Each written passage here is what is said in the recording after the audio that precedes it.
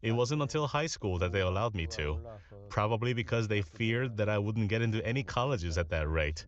They preferred that I go to a college of fine arts than no college at all. They actually regret that they didn't give me an art education earlier. But aside from that, they were very supportive and great parents. After high school, even before high school, they supported me in my studies, although I had no interest in academics, buying fruits for me and sending me to private tutors and so on. In a lot of Asian cultures, there are bigger expectations for the eldest child, and they had big dreams for me. It's just that I didn't follow them. Kim Jung-gi doesn't seem like the type of guy that would follow someone else's dreams. He does what he wants. He says what he wants. He draws what he wants.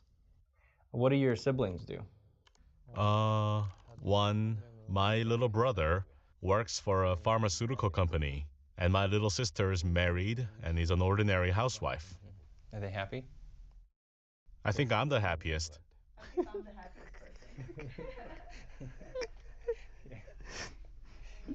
So what do you think about political correctness?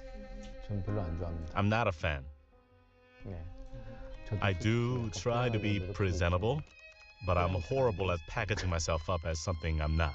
Are there any drawings you've done that are so offensive that you had to cut them from your books? Yes, actually. I've been told that my drawings are misogynistic, and I've had people ask me why I draw genitalia. Well, I draw them because they're there. And when I was younger, I found erotic content very fun and interesting. Not to say that they don't interest me anymore. I still have a lot of naughty thoughts inside of me.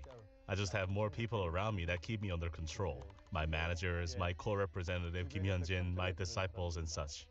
They tell me, stop drawing stuff like that. I used to draw whatever I wanted back when I wasn't famous, almost like thought vomiting. But since I now have a reputation to keep, I have limitations. That makes me a little sad. That makes me a little sad too. The guy wants to draw genitalia. Let him draw genitalia. They're his drawings. It's his art, his expression. He kind of had his last hurrah in 2015 with the release of Omphalos, a collection of the naughtiest of his naughty works. What does your wife think of it? 네, 와이프도 She asks me, how old do you think you are to have so much naughty energy? Just think about it, you're the father of 2 children. Do your kids see those drawings? 아니요 그냥 Yes, I don't really hide my drawings from Instagram. I'll tell you what I've found as well with paintings is they're weird because they're sort of there's a definite pattern. They're like a journey every time, and they're always the same. You start out with like great ideas and great intentions and great aspirations that this is going to be the one. This is a defining painting. And so the first stage is really exciting and you're sketching ideas and then you get approval and you start splashing paint on and it's all really good. Then it slowly just morphs into this, this isn't quite going as well as I wanted it to. And so by the end, you're like, I just want to get this thing finished. It's like going for a shit. Just like, come on, let's get this over and done with. And then at the end, I'm just by doing these sort of initial. What is up, everyone? Today I am jumping into the simplest explanation for box rotation that I have ever found. Believe it or not, even up to the past few weeks, few days maybe, I had been struggling with box rotation still. Okay, I could sketch around and finally make it look kind of correct, but to get it right and to really understand box rotation, just recently, this explanation has unlocked this idea for me in drawing totally. So if you have ever struggled or are struggling with box rotation, today is your lucky day. We're going to dive into this. I am going I'm thinking this is going to be so simple. I am going to attempt to do this directly with my Micron pen, and we will see how this turns out. So what are we going to be doing in this video? First of all, we're going to be looking to avoid the complexity that normally comes along with most box rotation explanations and tutorials. Next of all, we're going to look at these simplified rotations and show you exactly what you need to be focusing on in order to make your rotations look believable and correct. And trust me, you will get your money's worth out of this. Last of all, who cares? Why is this important? Why am I so excited that I finally kind of unlocked this idea in drawing? Okay, so let's dive into it with number one, which is avoiding the complexity. Now, with most explanations of boxes and rotation, you get into this whole idea of vanishing points.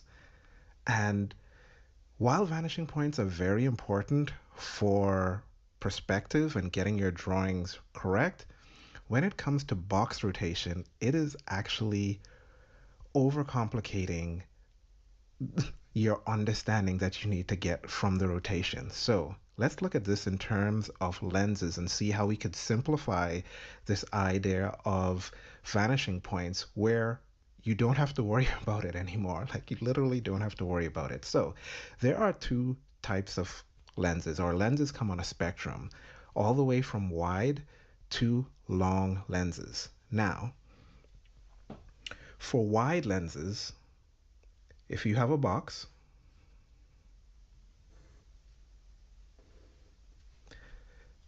what a wide lens does is it really compresses those angles or creates very sharp angles towards the vanishing point. So the wider your lens, the more your lines converge towards the vanishing point. So we have one line going towards the vanishing point here. In a wide angle lens, these lines really converge towards that vanishing point.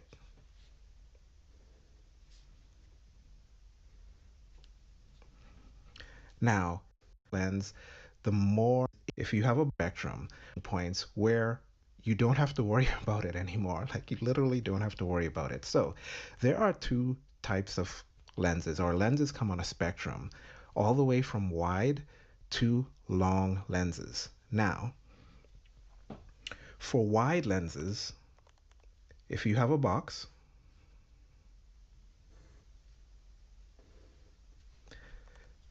what a wide lens does is it really compresses those angles or creates very sharp angles towards the vanishing point. So the wider your lens, the more your lines converge towards the vanishing point. So we have one line going towards the vanishing point here. In a wide angle lens, these lines really converge towards that vanishing point.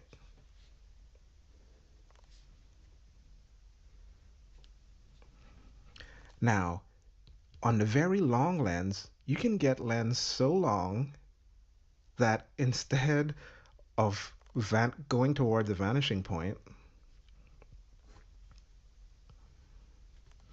your lines actually just stay parallel.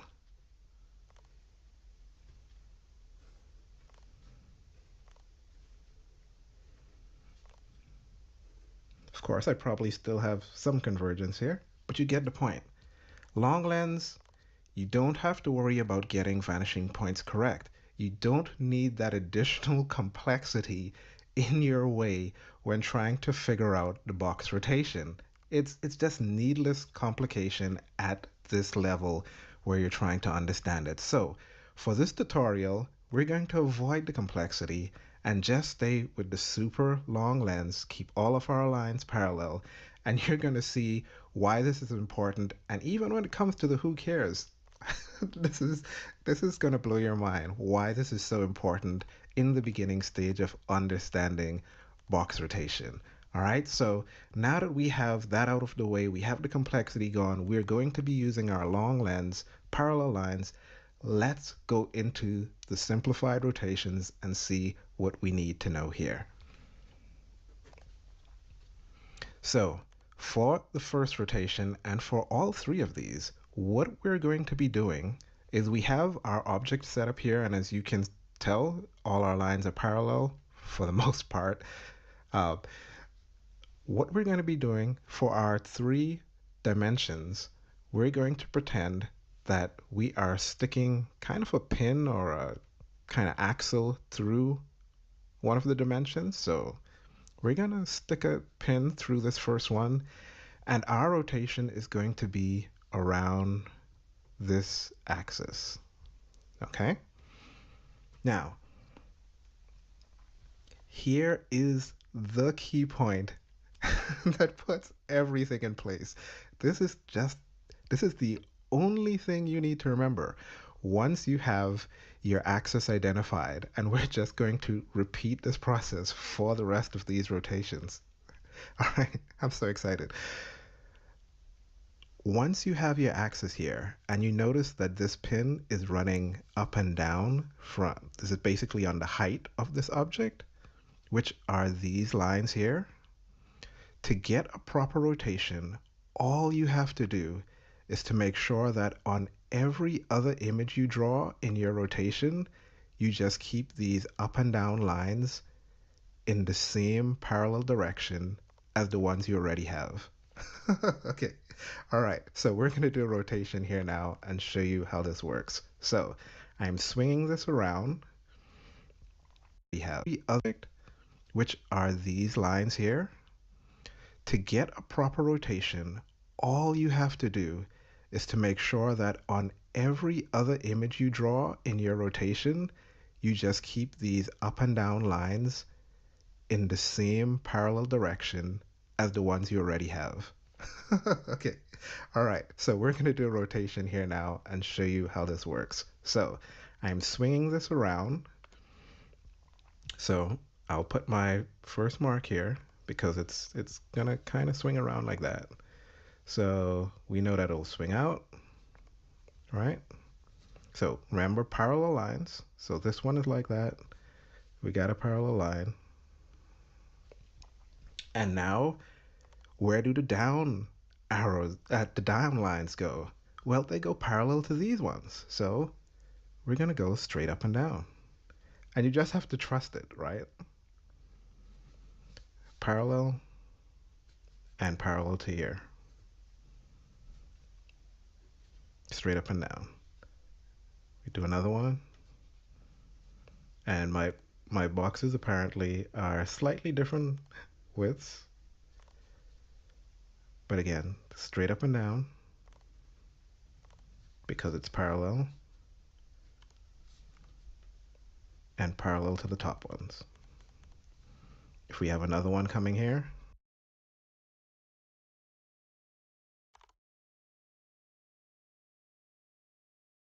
now where do the down in the same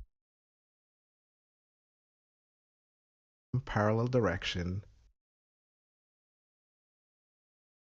To get a proper rotation, all you have to do is to make sure that on every other image you draw in your rotation, you just keep these up and down lines in the same parallel direction as the ones you already have.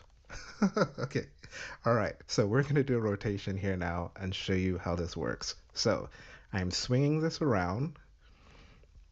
So I'll put my first mark here because it's going to kind of swing around like that. So we know that it'll swing out, right? So remember parallel lines. So this one is like that. We got a parallel line. And now, where do the down arrows, the down lines go? Well, they go parallel to these ones. So we're going to go straight up and down. And you just have to trust it, right?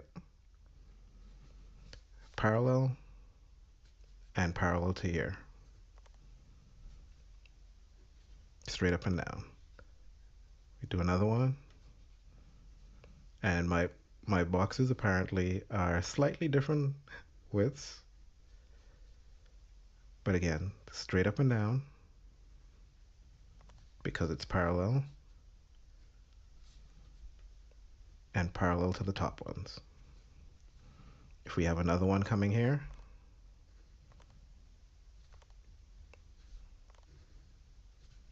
straight up and down. This bottom line is going to be parallel to this one, and straight up and down. And we have our rotation. Our box is rotating. We can do as many of these as we want, almost without thinking. This is going to be parallel,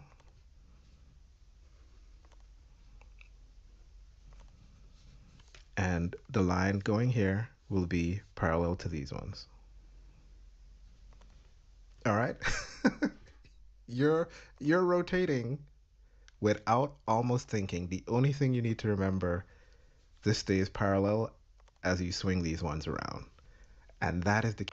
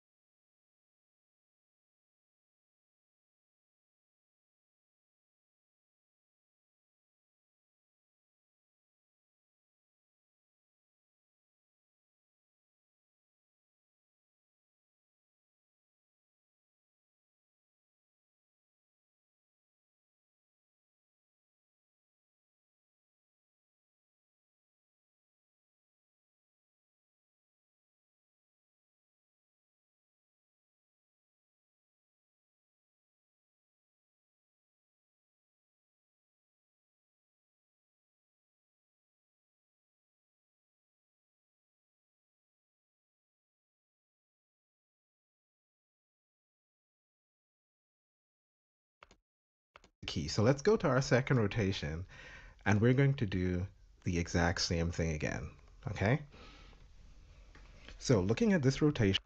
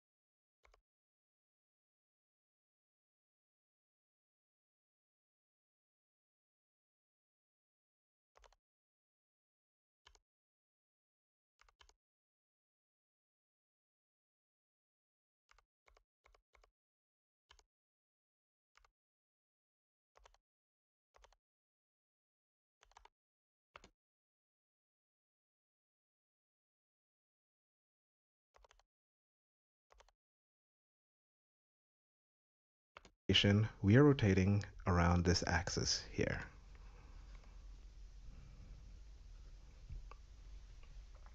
So, which parallel lines are going to remain constant? All your lines going in this direction will remain, hopefully, as much as possible, parallel to these lines here. So, if I want to swing this, this is going to be kind of swinging up, right? So, if this line is swinging up, we're going to kind of swing out like this a bit. So this will go up. And then where do our parallel lines go?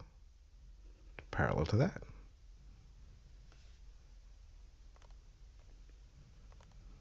This line is going to be parallel to this one.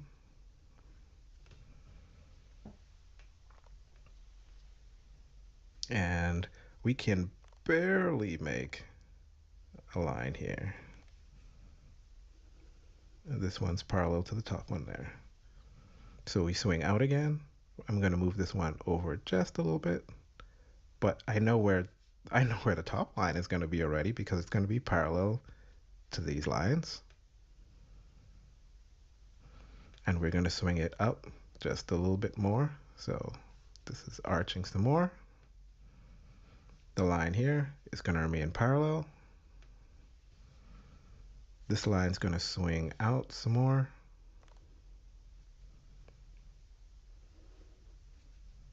This line is going to be parallel here. And then this line is parallel. This line parallel to this.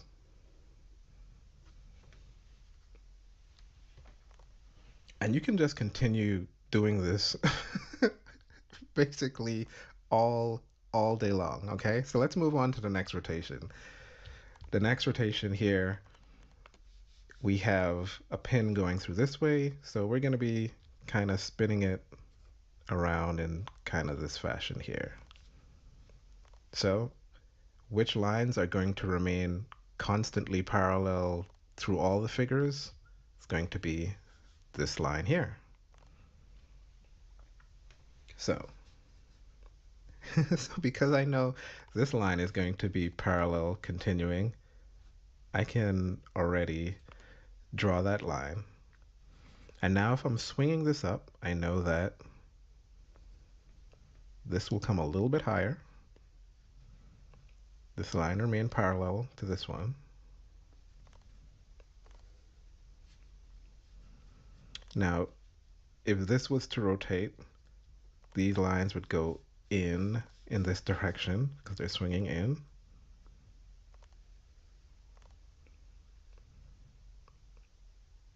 Whatever you can see is parallel. And this line is parallel to this line out here. So we got another one. We're going to swing it up even more.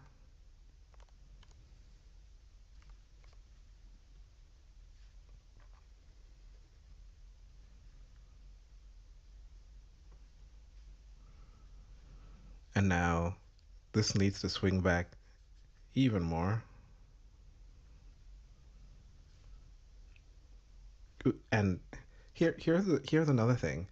You can swing this as much as you want, right? So I can swing it down here some more, or and this is a good segue into the next section I'm going to talk about.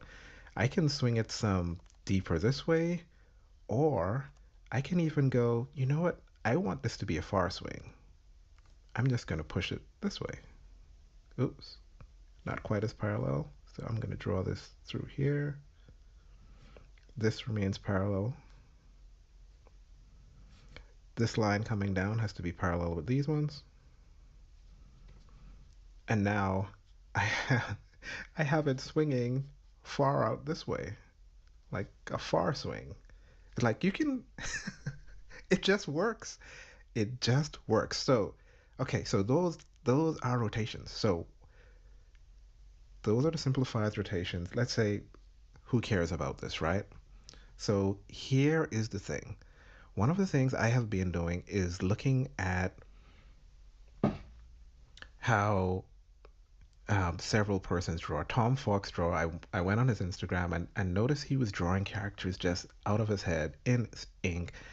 And part of the problem why we as artists have trouble doing this is because we actually, one, don't know the shape of the things we're rotating, and two, even if we knew the shape, we still don't know how to rotate things and have them line up properly. So the idea is here, you're taking a simple box, a simple object that you definitely know the shape of. So you're removing, again, avoiding complexity, but now you're just dealing with the rotation. If you cannot rotate a simple box in space and get it to do exactly what you want it to do, there's no way you're going to be able to sit down with a pen and draw something even more complicated than a box, just in all these different random positions, and get it to do exactly what you want it to do. And here's the beauty of knowing rotation really well. Because I know rotation really well, I know exactly where I need to leave space. I know exactly how to get the box to do exactly what I want it to do without fail, which allows me to then be able to use my Micron pen in a demonstration even like this and not be too worried about messing up because I know how to position the object. So this gives me freedom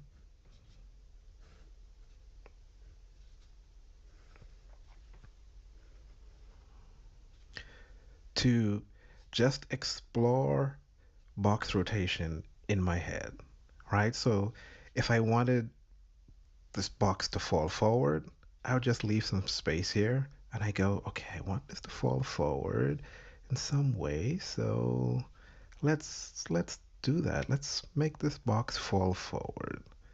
And now I just know because it's falling forward,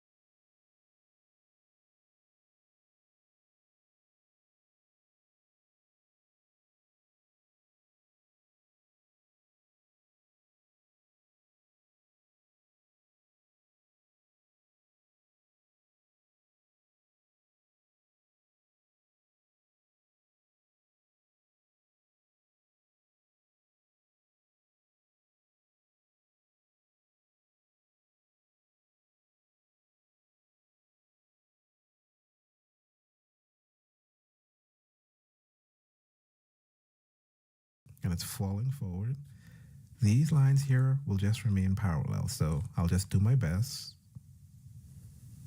to keep these lines parallel. My 3 lines here remain parallel.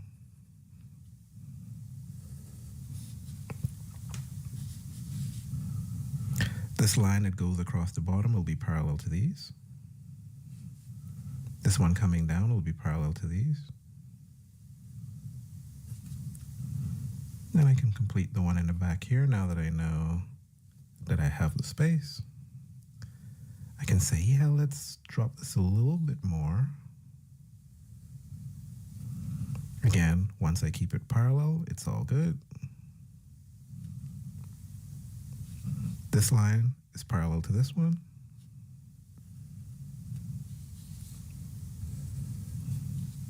This line here is going to be parallel to this.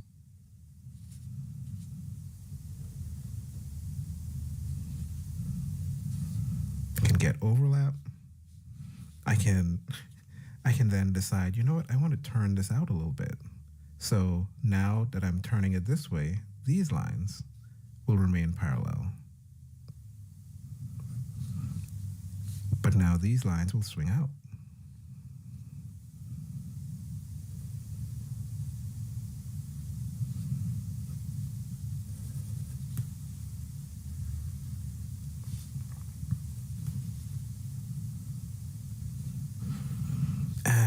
And what if I want to put some more boxes behind here? Now this is going to bring me to the other point that I want to make about why it's so important to start with the long lens. And I'm going to show you this just in a little bit here as I finish up just 2 more boxes to make the point here. So I'm going to do a little bit of a rotation behind here. And it's like, I know exactly what, like I can just think up what I want the box to do. And I know exactly how to make it do that. And that's just the beauty of the simplified method. I know exactly how to get the box to do what I want it to do.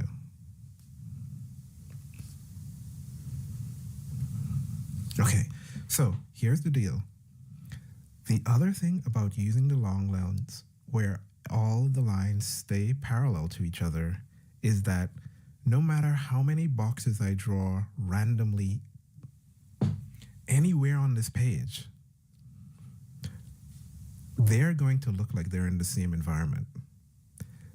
The challenge that is, and the added complexity that's added with the wide angle lens is if your convergence toward that vanishing point isn't similar between all the objects, it will actually look like some of your objects are in a completely different scene because they are merging at a different rate towards the vanishing point.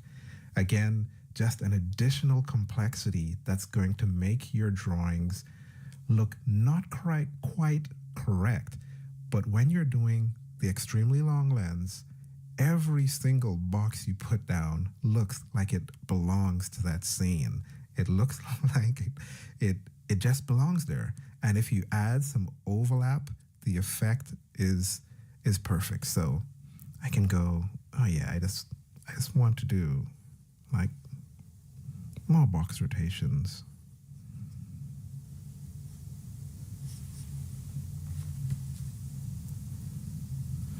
And it always looks like it's a part of the scene, no matter what I do. You can put another one down here.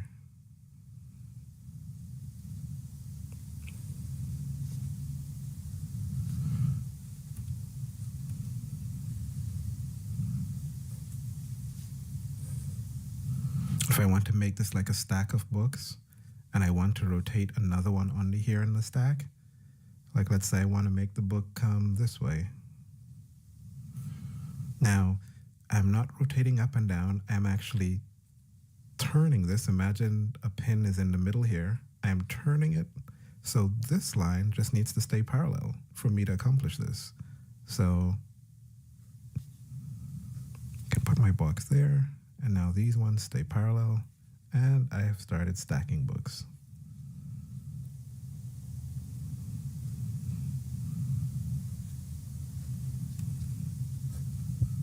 Okay, and that's all you need to know. I mean, I have started using this now in my drawings, and you will see in my next sketchbook tour that I am now doing a lot more direct drawings where I'm just drawing straight without erasing one line. No more searching for the right line, no more scratches trying to get it correct. You can just draw it directly. And this is why this is the simplest method, taking away the complexity. Make sure you're focusing just on the long lens, all your lines parallel, and then all you have to remember in your head is for the rotation, where am I rotating it? Which axis am I rotating it around? And then keep those lines parallel through all your boxes. So if it's a rotation like this, you keep all of your lines going from front to back parallel to the first ones you set down, and your box will rotate without fail. Rotation here, once this line remains parallel, all of these boxes will rotate, even if I decide to do an extreme rotation after I've already put down the first initial side plane there. It's like, it just works. And this allows you to free up, let your mind just roam freely. You know exactly how to get the box into position you want it to. Once your mind goes, you know what would be cool? You know, it'd be cool if I just tilted this box this way now. And what if I now started, like, you can just let your mind go crazy in this practice, and you'll be able to take what's in your mind and put it on the page. And that is one of the beautiful, I almost said beautifulest, that's one of the best feelings that I've had in a long time in drawing. Just having this confidence that I can imagine something in my head, even if it's as simple as a box, I can imagine it, and then I can just draw it. And I can do it with a pen without erasing. This is super cool. I think this is the simplest explanation that I have found. It strips away the complexity and leaves you with just what you need to know. And now that you understand this, once you can do this in pen, now you can go back and start introducing more wide angles, seeing that you actually understand what's happening with the rotations, and you can create more dynamic scene. I hope this was helpful for someone out there who is struggling. Let me know in the comments. Have you ever struggled with this? What do you think about the explanation? And I'll see you in the next video.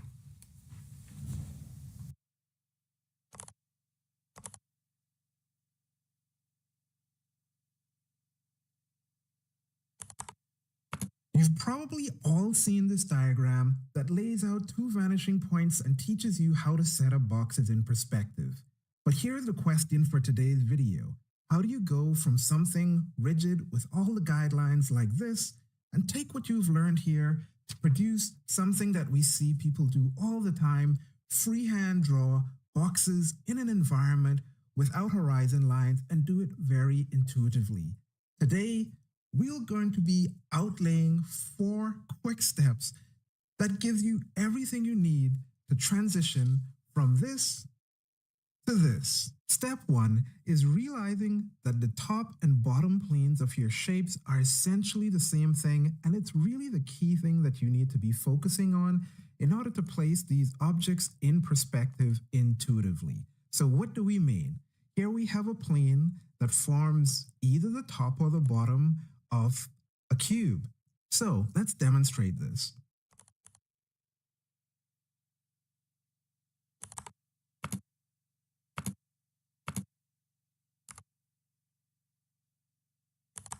Here's the question.